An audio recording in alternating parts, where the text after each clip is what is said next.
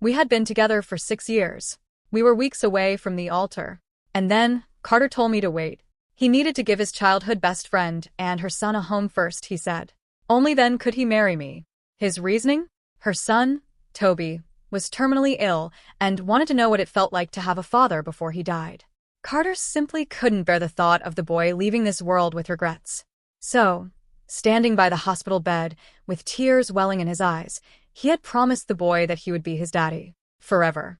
But Carter forgot one thing. Our IVF embryos were already at the clinic, waiting for transfer. My body was still bruised from the hormone injections. I stared at him, the air suddenly too thin to breathe. And what about our child?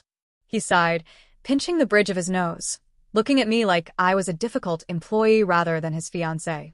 Can you have a little empathy, Maddie? You've waited 6 years. You can't wait 6 more months? Even if the embryo takes, you'll just have to get an abortion. It's not a good time. I told him my mother's health was failing, that my parents were desperate to see me married and starting a family. In response, he pulled out his phone right in front of me and booked a courthouse appointment to marry Natalie. Perfect timing then, he said without missing a beat. I marry Natalie. You become Toby's godmother. It's basically the same as your mom getting a grandson. Tell her to get a nice gift ready. I watched him turn his back on me and walk toward his office. The man I had loved, the man I had fought my family for, reduced to a stranger's silhouette. My hands were shaking, but my mind was terrifyingly clear. I picked up my phone and dialed my brother's number. Harrison, I said, my voice barely a whisper. The wedding is in 10 days. I need you to find me a new groom. When Harrison heard I wanted to swap out the groom, his shock quickly curdled into a protective rage. Did that son of a bitch do something to you? Is Carter backing out? Don't tell Mom and Dad yet. Their hearts can't take this kind of shock. That was exactly why I went to Harrison first. By some cruel stroke of luck, Carter had managed to avoid meeting my parents for the entirety of our 6-year relationship, claiming he was intimidated by our family's wealth. Aside from Harrison, no one in our social circle actually knew who the groom was supposed to be. He's not backing out, Harry, I said, swallowing the lump in my throat. I am. I don't want to marry him anymore. I braced myself for a lecture about treating marriage like a game. Instead, the line went quiet for a long second before Harrison exhaled a breath of profound relief. Good, he said fiercely. I asked him to look out for you years ago, and he ended up taking you to bed and keeping you a secret from our parents. It was a coward's move. If you've finally woken up and seen him for who he is, I couldn't be happier for you.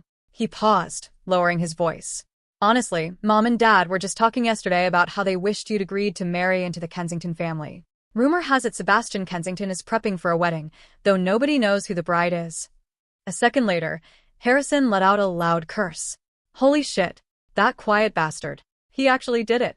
Sebastian texted me yesterday asking if your fiancé was a deadbeat, and if you'd mind if he crashed the wedding to steal you away.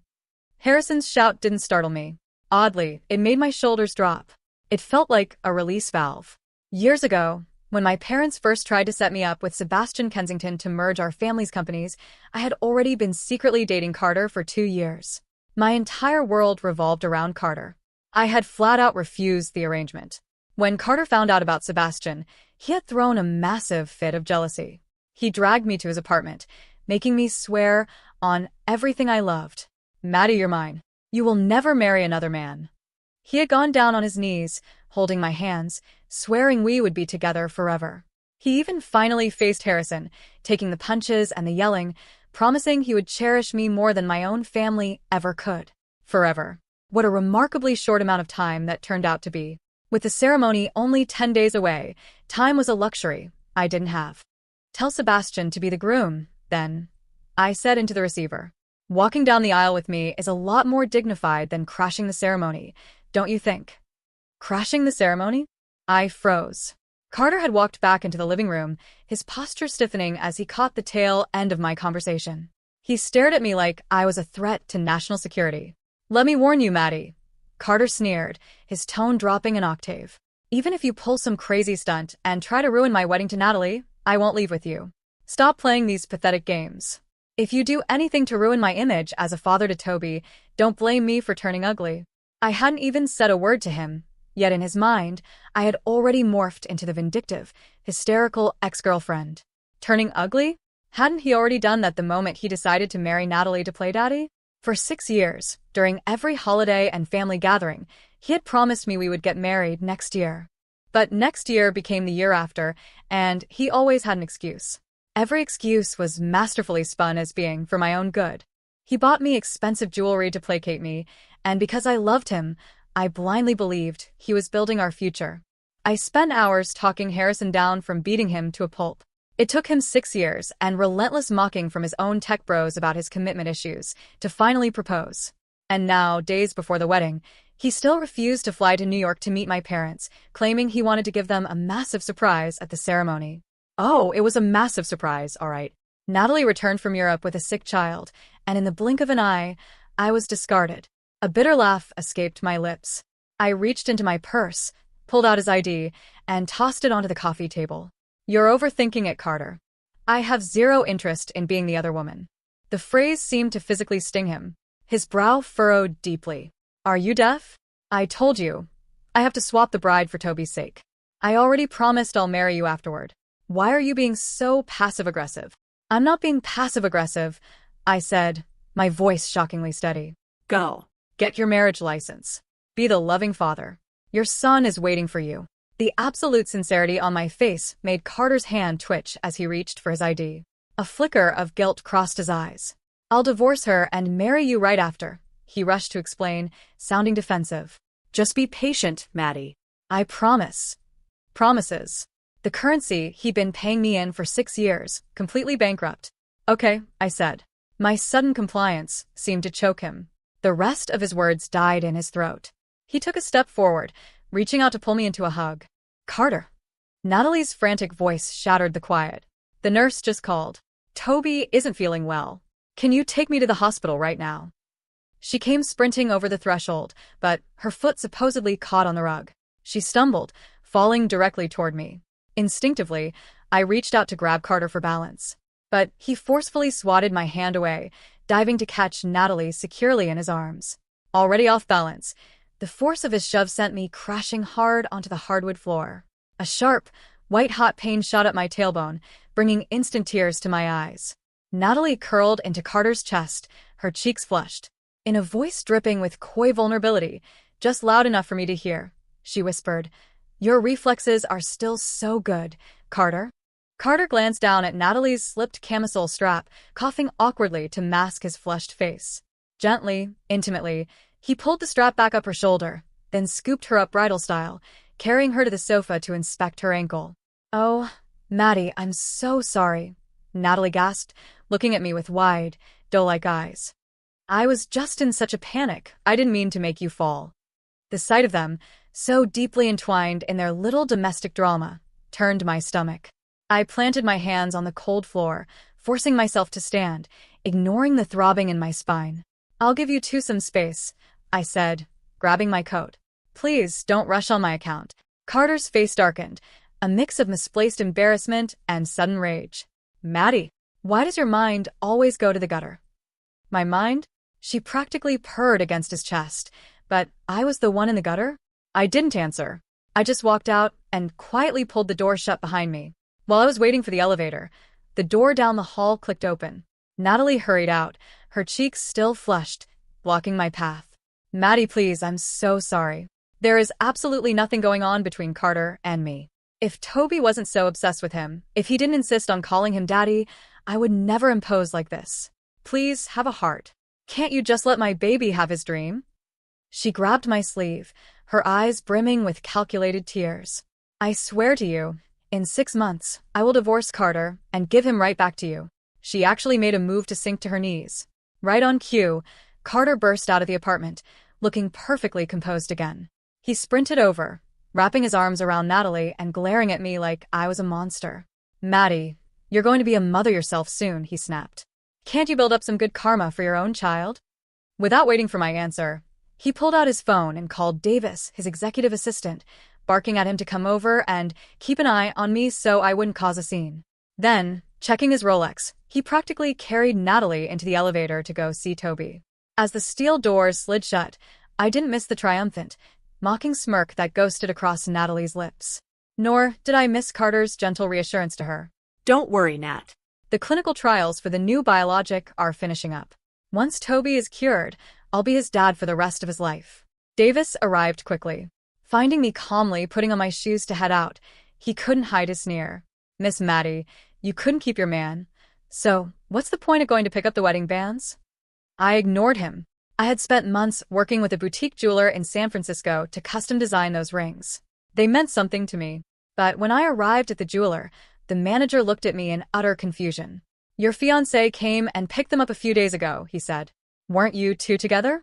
The woman with him was trying them on, and he proposed right here in the store. Seeing the blood drain from my face, the manager hurriedly pulled up the security footage. On the tablet screen, the grainy video played out my worst nightmare in high definition. Natalie and Carter stood by the display case. She was wearing the ring I had designed. They were staring deeply into each other's eyes. Carter's face held a look of profound, tender devotion, a look he had never, not once, given me. I regret it, Carter, Natalie whispered in the video, tears slipping down her cheeks. If only I had married you back then, how different things could be. Carter's face twisted in anguish. He leaned in, gently kissing the tears off her cheeks. Then he turned to the manager, bought the most expensive diamond necklace in the case on the spot, and dropped to one knee. Nat, will you marry me? Off to the side, little Toby clapped his hands, jumping up and down, yelling for Mommy and Daddy to kiss. The manager watched the screen, his face burning red with secondary embarrassment. He looked at me, horrified. Miss Maddie, I am so sorry. We assumed she was. I'll call him right now and demand the rings back. The manager had clearly never seen a cheating fiancé act with such brazen audacity. He dialed Carter's number immediately. Carter, likely already tipped off by Davis, answered with a roar. Maddie, it's just a pair of rings. Do you have to be this petty? I wouldn't let those two keep my rings even if I threw them into the San Francisco Bay. Before I could speak, my phone buzzed. A wire transfer notification from Carter. That's enough to buy rings for all 10 of your fingers, his text read. Take the money and stop throwing tantrums. The sheer shamelessness of it took my breath away. He knew exactly what those rings symbolized, the hours I put into them, yet he used them to propose to Natalie just to humiliate me. 6 years together, and I realized I was looking at a complete stranger. I scrolled through my feed and saw his latest post, a picture of his and Natalie's marriage certificates, posted out of sheer spite. I thought my chest would cave in, but nothing. I just felt numb. Mutual friends flooded my DMs, offering awkward condolences or telling me to hang in there. I didn't bother replying. I went to my office, finalized my resignation and project handovers, and went back to the apartment. When I unlocked the door, the sound of bright, happy laughter echoed through the hallway. Natalie was sitting on the couch, drinking tea with the distinct air of the lady of the manor. I didn't have the energy for her. I walked straight to my bedroom to pack my things. When I opened the closet, my bags were already packed, neatly zipped up and waiting for me. Carter, a man who had never so much as boiled water in the 6 years we lived together, was currently in the kitchen wearing an apron, making a heart-shaped omelet for Toby. Maddie, Carter said, stepping out with a spatula. The doctor said Toby can come home today. Do you mind staying somewhere else for a bit? I grabbed the handle of my suitcase and started rolling it toward the door without a backward glance. As I reached the entryway, a sudden panic seemed to hit Carter. He rushed over, grabbing my wrist, his face a mask of awkward placation. Hey, why don't you stay for dinner before you go? I glanced at the dining table. It was perfectly set. 2 adult plates, 1 child's plate. I let out a dry, hollow laugh. No thanks. Enjoy your family dinner. He couldn't wait to erase me from this apartment. Why would I stay and beg for scraps? Seeing Carter hesitate, Natalie immediately scooped Toby into her arms and started toward the door. Carter, I'll take Toby to a hotel. This is supposed to be your home with Maddie. It's not right for us to intrude. Carter glared at me, then immediately turned to coddle Natalie. Don't be silly, Nat. I make the rules in this house. You can stay as long as you want. A family shouldn't be separated. Toby ran up and pushed my leg. You're a bad lady. This is my house with my mommy and daddy. Get out. Natalie raised a hand, pretending she was going to scold him, but Carter caught her wrist. Toby is right. This is our home. Natalie shot me a triumphant smirk over Carter's shoulder. I felt absolutely nothing. I opened the door and walked out. I checked into a hotel, slept for 12 hours straight, and went to the fertility clinic the next morning to sign the paperwork to destroy the embryos. As fate would have it, I walked out of the elevator and saw Carter. He was holding Toby in his left arm and holding Natalie's hand with his right. To anyone watching, they were the picture-perfect American family. The doctor had asked me if I was absolutely sure about my decision. Looking at them, I knew I had made the right choice. Not long after I left the clinic, my phone rang. It was a coordinator. My bone marrow had matched with a critically ill pediatric patient. The doctor asked if I would be willing to donate. Before I could even process the question, a heavy hand clamped over my mouth and nose. A foul-smelling rag pressed into my skin. I was dragged backward into a van. Just before the darkness took me, I caught a glimpse of the man's face. He looked terrifyingly like an older version of Toby. "I don't care if you're willing," the man hissed. "You're going to save my son." When I woke up, the pain in my lower spine was agonizing, a deep, throbbing ache that radiated down my legs. Remembering the man's final words, a sickening realization hit me. I had been forcefully harvested for my bone marrow. I turned my heavy head. Across the dim, concrete-walled room, little Toby was tied to a chair, his face pale and tear-stained. The anesthesia was still thick in my blood. I forced myself to crawl toward Toby, my fingers scraping against the floor.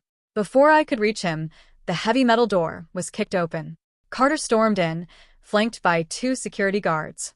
Natalie shrieked when she saw Toby. "Toby! Oh my God! Baby, are you okay? Don't scare Mommy." She frantically untied the ropes binding her son, then whipped her head toward me, her face contorted in rage. "Maddie, why would you kidnap my baby? What did you do to him? People said you took him, but I couldn't believe it." Carter didn't ask a single question. He marched over and delivered a brutal kick squarely to my ribs. I gasped, all the air leaving my lungs. "How can you be this evil, Maddie?" he roared. "I didn't," I choked out, clutching my chest. His father dragged me here." Carter's eyes blazed with a manic fury. He dropped to his knees and slapped me hard across the face, twice. "Toby's father has been dead for 2 years. You're still lying? Save it for the cops." As Carter pulled out his phone to call the police, Natalie threw herself at him, sobbing hysterically. "Carter, no, wait. It's my fault. I never should have asked you to help Toby. I just want my baby to be safe." Carter's eyes softened instantly. He stroked her hair. "Nat, I'm here. Toby is going to be fine." Under Carter's gentle coaxing, Toby finally seemed to snap out of a shock. He pointed a trembling finger at me and wailed. "Mommy." Daddy. "I'm scared. She said if I die, no one will steal her husband anymore." I tasted copper in my mouth. I spat a wad of blood onto the floor and glared at the boy. "Learning to lie at such a young age. No wonder karma caught up with you." Natalie wailed as if I had stabbed her. She hugged Toby tighter. "What did we do to deserve this? Oh, Toby, you might not even make it to the clinical trials now." Carter wrapped his arms around the trembling mother and son, shielding them from me. "You did nothing wrong. Nat, Maddie is just a sick, vindictive bitch. But I'll make sure she atones for what she's done to you." He pulled out his phone again, dialing Davis. "Bring the prototype compound," he ordered coldly. "I've found our human trial subject." Davis arrived within 20 minutes. Carter took the small, unmarked vial and walked slowly toward me. "Maddie. "This is the new biologic my company developed. It hasn't passed FDA safety trials yet. So, you're going to test it for Toby." It was phrased as a statement, not a request. His eyes were completely devoid of emotion as he looked down at me. A violent shiver ripped through my body. Every instinct screamed at me to run, but the lingering anesthesia and the brutal pain in my spine made it impossible to stand. "Carter, I didn't kidnap Toby. His father is alive. He kidnapped me. He took my bone marrow. If you don't believe me, test my blood." My pleas meant nothing. He pinned me to the floor, prying my jaw open with ruthless force. "It's just a clinical trial, Maddie. Consider it your punishment." The pill hit the back of my throat. Carter clamped his hand tightly over my mouth and pinched my nose, forcing me to swallow. His eyes were bloodshot. He looked like a demon straight out of hell. Yet, a minute later, his voice wavered as he asked, Are you feeling any side effects?" He had just forced an experimental, unapproved drug down my throat. His only concern wasn't my safety, it was whether the drug was viable for Natalie's son. Whether I, his lab rat, lived or died was entirely secondary. The line between love and indifference is devastatingly sharp. Years ago, when I accidentally took a double dose of cold medicine, this same man had rushed me to the ER in a blind panic, terrified I would suffer liver failure. Now, he was literally poisoning me to save another woman's child. If I hadn't seen Toby's father with my own eyes, I would have sworn Toby was Carter's biological son. Under my dead, hollow stare, Carter finally pulled his hand away from my mouth. "Don't look at me like that, Maddie," he muttered, defensive. "You brought this on yourself when you went after Toby. If we hadn't shown up, you could have killed him. I'm doing you a favor, saving you from a murder charge." Without a shred of proof, he had condemned me. The sound of sirens wailed in the distance. Someone had called an ambulance. Natalie, playing the benevolent saint, weakly suggested Carter go with me to the hospital. Carter's cold voice echoed in the concrete room. "Leave her. If the trial works, she redeems herself.